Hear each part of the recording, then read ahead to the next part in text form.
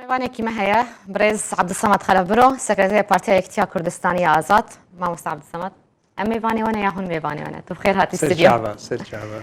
دەستپێکێ ئەv دەنگدانا ku doh çêbû ew dîmenên ku belav bûn li Şamê û navçeyên cudayên Sûriye li çargoşeyên ewlekariyê yanî xwendina wan ji ban hilbijartina reçiye û helwesta aliyên Kurdî helwesteke ku cihê xwe de bû boykotkirin بله دەستپێکێ وەک پارتیا یەکێتی کوردستانیە ئازاد me boykot kir yanî daxuyaniya xwe got derxist a civata komîta navendî bi rastî yanî wek şanoyekê ev hilbijartinê nerawayê goçê tûn piştî 10 sala ji qeyrana Sûrî ew wêrankirina çê dibe koçberiya goçê bûye melayîna milletê Sûrî çê ê koçberiyê hundir û çê penaberê got derketinê ji derve çêbûnê li ser vaqa qurbaniya û vê xwîna Sûriya ev şanoya hanê çê dibe hilbijartinê nerawayî vî şêwayî bi rastî evaya bêtir yanî berpirsyariya civata navdewletî netewê yekbûyî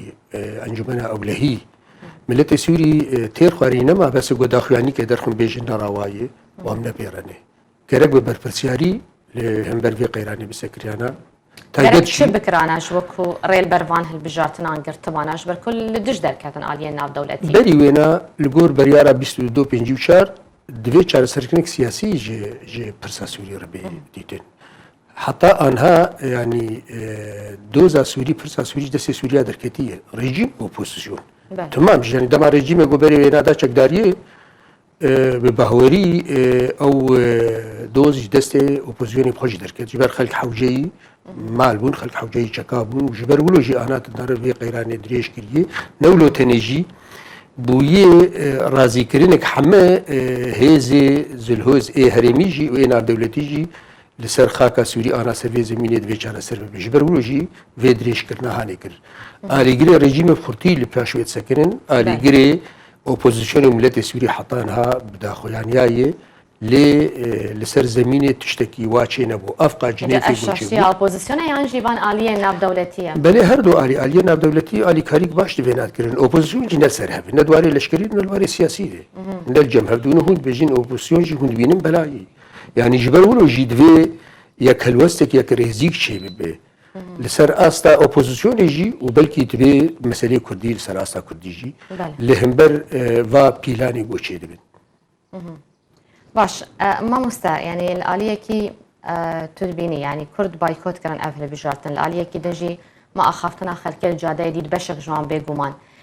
dibêjin divê Kurd biçin danûstandinê li gel vê hikûmetê bikin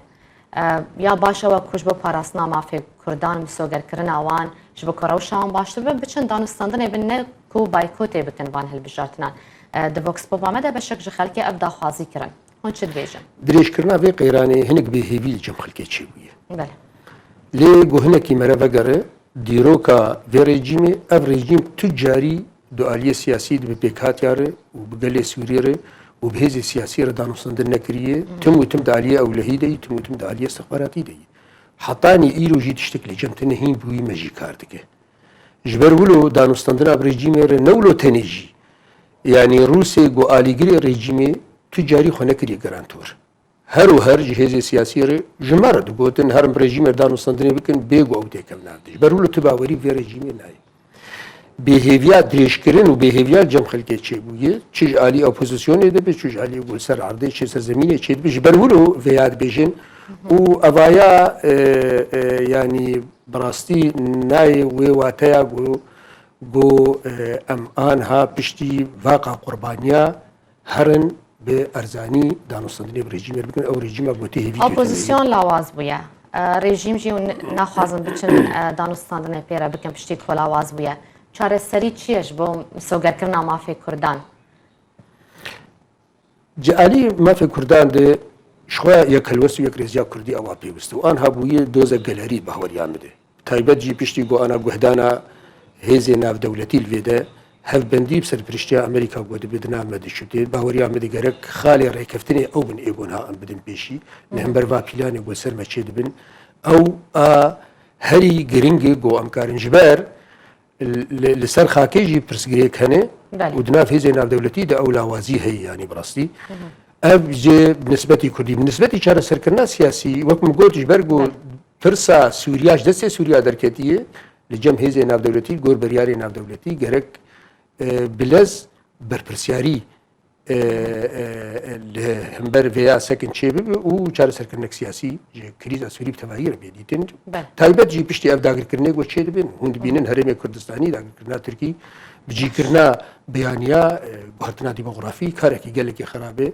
tevgera siyasî Kurdî berpirsiyarî gerek li hember vê jî bisekin. gelekî spas mamoste Ebdîsamed Xelebiro dîro mêvanê me bûyî li stûdyo gelekî spas û beşdariya doj bo hezmata.